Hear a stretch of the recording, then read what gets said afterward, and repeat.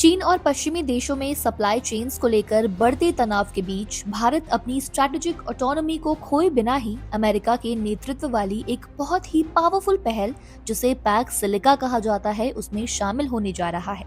तो आखिर ये पैक्स सिलिका क्या है और इससे हमें क्या फायदा होगा, आसान भाषा में समझते हैं। रिपोर्ट्स के मुताबिक पैक्स सिलिका में शामिल होने से भारत को विकसित देश के साथ साझेदारी को आगे बढ़ाने, निवेश आकर्षित करने और सप्लाई चेन्स को मजबूत करने में मदद मिलेगी।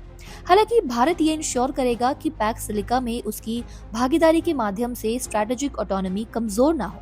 अब समझते हैं कि ये पैक्स सिलिका आखिर है क्या। ये उन देशों का एक खास समूह है जो सेमीकंडक्टर और एडवांस टेक्नोलॉजी की सप्लाई चेन में बहुत मजबूत है।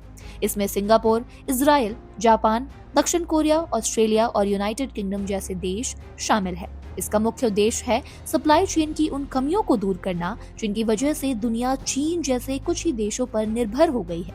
ये एआई यानी कि आर्टिफिशियल इंटेलिजेंस से लेकर ऑटोमोबाइल तक हर चीज की नींव को मजबूत करने के लिए बनाया गया है। इससे भारत को भला क्या फायदा होगा?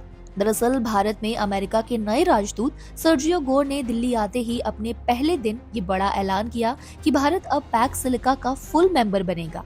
भारत इसमें शामिल तो हो रहा है, लेकिन अपनी स्ट्रैटेजिक ऑटोनॉमी को बरकरार रखते हुए। यानी भारत विकसित देशों के साथ साझेदारी तो करेगा, लेकिन अपने फैसलों और नियमों पर कोई समझौता नहीं करेगा। इसमें शामिल होने से भारत को कई फायदे होंगे, जैसे विकसित देशों में बड़ी मात्रा में निवेश आएगा। भारत अपनी सब्सिडी और सरकारी खरीद के नियमों को अपनी जरूरतों के हिसाब से बैलेंस कर पाएगा। हम जापान और सिंगापुर जैसे देशों के साथ मिलकर एक मजबूत सेमीकंडक्टर नेटवर्क तैयार कर पाएंगे। इलेक्ट्रॉनिक्स और आईटी मंत्री अश्विनी वैष्णव ने हाल ही में बड़ी जानकारी देते हुए बताया कि इसी साल 4 सेमीकंडक्टर प्लांट अपना कमर्शियल प्रोडक्शन शुरू कर देंगे। भारत अब सिर्फ डिजाइनिंग ही नहीं बल्कि मैन्युफैक्चरिंग, ऑपरेटिंग सिस्टम और टूल्स हर सेक्टर में एक ग्लोबल खिलाड़ी बनने की राह पर है। तो कुल मिलाकर पैक्स सिलिका में शामिल होना भारत के लिए एक बड़ा गेम चेंजर साबित हो सकता है। इससे न केवल हमारी इकोनॉमी मजबूत होगी बल्कि दुनिया के एडवांस टेक मार्केट में भारत की धक जम जाएगी। आपको क्या लगता है, क्या भारत दुनिया का अगला सेमीकंडक्टर लीडर बन पाएगा? कमेंट्स में हमें अपनी राय जरूर दें।